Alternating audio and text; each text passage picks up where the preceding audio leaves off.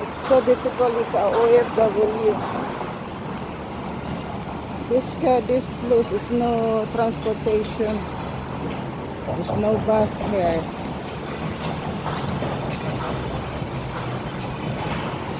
You need to walk going to your work or going to out.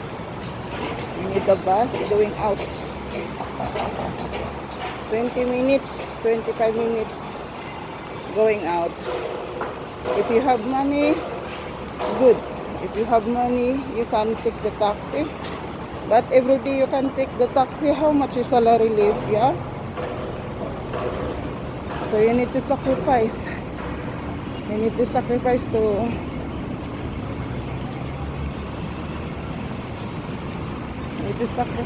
going your work, going out.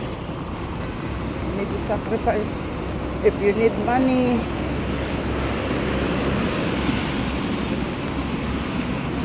Because if you don't have work, it's a big problem also.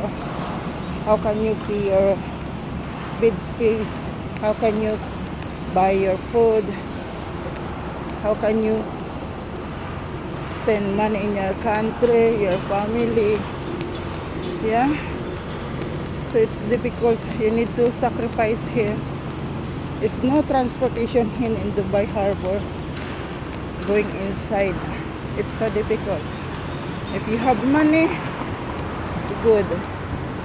If you don't have money, what to do? You need to work. We need to work. You need to work. If you earn salary above 4,500, it's not enough also for transportation every day, for taxi. No, it's not enough. This is the real talk here in the Dubai Harbor. No transportation. So difficult, Thomas. If you want to work here, you need walk, exercise, going out, going in.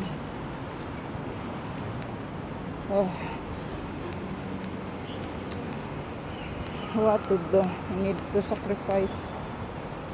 What to do? What to do? What to do? Bye. Thank you for watching.